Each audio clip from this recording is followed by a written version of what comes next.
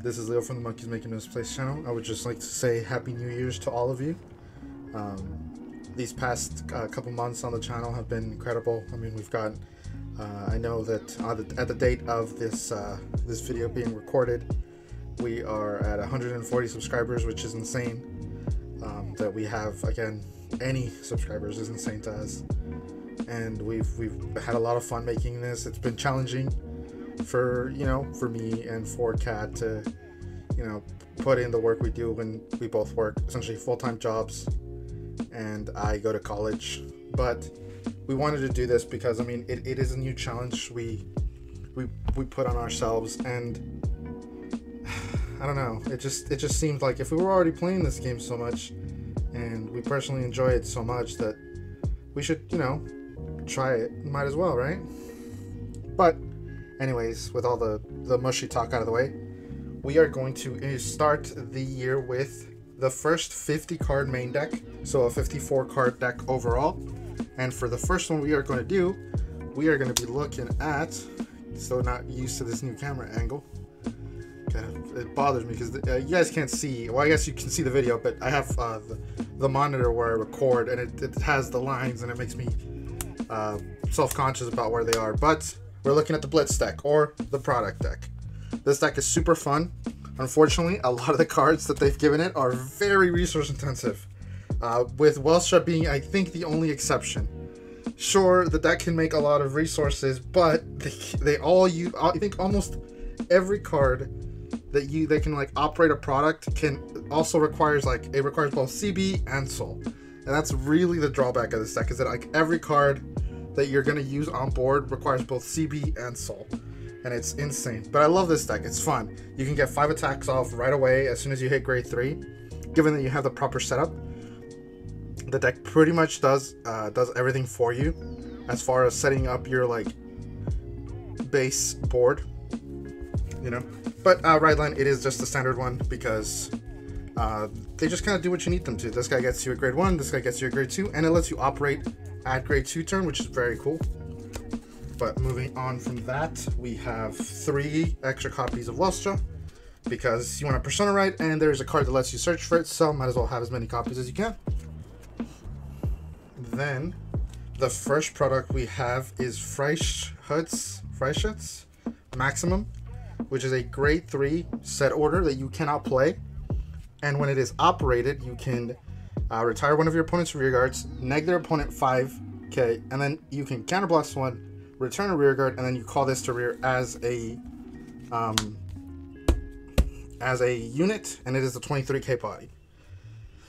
You're gonna see how we get these into the order zone with the next card we're gonna talk about here, which is the best card, I think, in my opinion, Cardfight, which is a grade 2 with 2 abilities, 1 CB ability and then 1 Soul ability.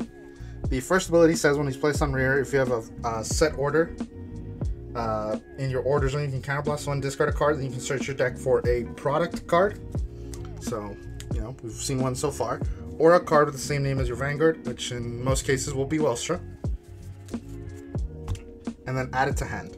Then, if your Vanguard is Welstra, so we're playing these at grade 3, you get to put a product card from your hand into the order zone, which is how you get these out there. Because again, you remember, you can't play these for free, or you can't play them just from hand. So that's how you get them out there. Then his second ability is when he attacks, if you have a Vanguard with Welstra in his card name, you can Soul Blast to choose a product in your order zone and operate it. So this is the main way of getting operates mid-combat, is through this. Obviously, Welstra can operate once, but this guy's your primary method of operating. Then we have another product, which is one of the products that was released later on, I think alongside Freiheit, but that is Blitz, which is the grade 2 that says when it's placed in the order zone, if you have Vanguard with Blitz, which is pretty much your entire ride line. So as soon as you get to grade 2, you can just play this, you draw a card, and then you can soul charge one. So it makes resources, and that's great because, again, Freiheit needs 2 soul. Each time you use him, it requires 2 soul. You can manage this deck pretty easily, but you have to know what you're doing. You can't just pop these off. Then when it's operated, it's got 2 different effects. If you operate it during the main phase, you can check top 5, call a unit with grade less than or equal to Vanguard, and then if you operate it during the battle phase, it'll just draw you a card. Both very good effects, but you're not really using it for that. You're really using it for that first ability to just draw a card and soul charge because you need resources, because most of the time you will be operating the grade 3 product instead. But usually you get one free operate a turn, or one operate with Freiheit where you don't use it to operate the grade 3, and that's where you kind of just use this to draw a card. Then we're going to move on to one of the new cards, which is Virginia. She is a grade 2 that also has a CB ability and a Soul Blast ability. I don't know why they do this. I really don't understand.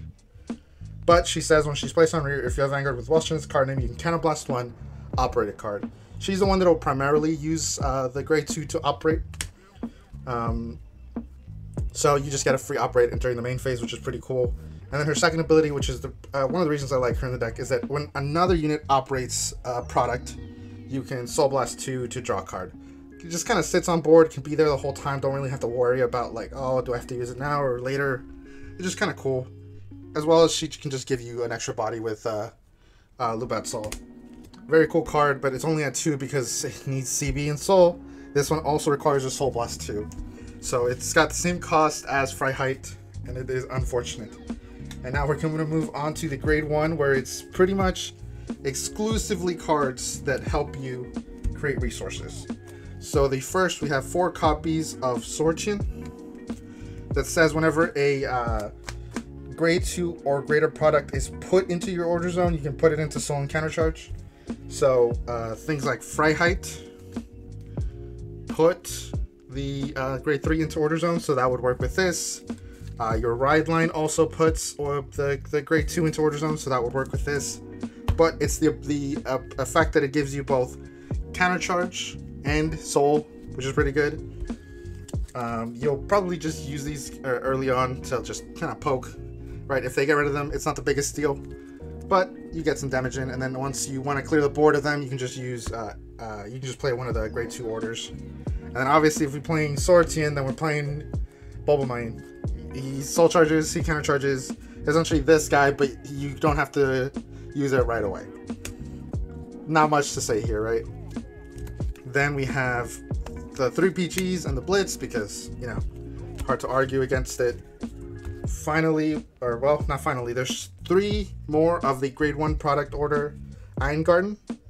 I know people usually play like 2, or some people will play the 1, but I like the ability to just have this as like pitch fodder for things like Freiheit, things or riding up, because it can just be put itself into the order zone or move into Soul, which means that it can create Soul, so that's pretty good. And then it does have an operate ability where if you operate it, it can be called to a open rear as a 10k booster.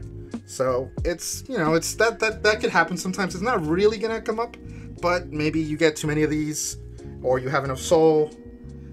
It might get into the order zone, but it's unlikely. You're probably just gonna keep putting it into Soul if you somehow get it back into your hand. That's really what this order is for. It's just like, hey, I'd like to just have Soul continuously. And then the last grade 1 is 2 copies of Synthetica, because you Soul Blast your ride line right away, so you kind of it lets you get stuff back. If you call it to rear, you can get yourself a set order back. So, you know, you can get yourself an Iron Garden to have pitch fodder, Lubetzol. Maybe you had to damage a Freiheit maximum earlier, so any of that, or it can just be a 20k shield. You know, either one works. And then for triggers, the OT, because can't argue against the OT, right? A set of draws, and you might be thinking, why a lot of draws? You're gonna deck yourself out. This deck probably goes through cards. It does, but we have 4 extra cards now, and we kind of need to dig for the things we want to find. So the draws are pretty good, as well as these feel a little less bad to have to discard. There is quite a few discard things that happen in the deck, so you kind of want to have some sort of pitch fodder, and that's where these draws kind of come in. Being able to just pitch these to ride up doesn't feel as bad as pitching the fronts, as well as them being able to replace themselves if you get them defensively. The front triggers defensively don't do anything for you, because you'll usually have the 2 Freiheits, then they'll leave back to the order zone, so your front row doesn't need extra protection, so the draws are just better, in my opinion, because you need to find stuff. And oh boy, have these actually helped me so much.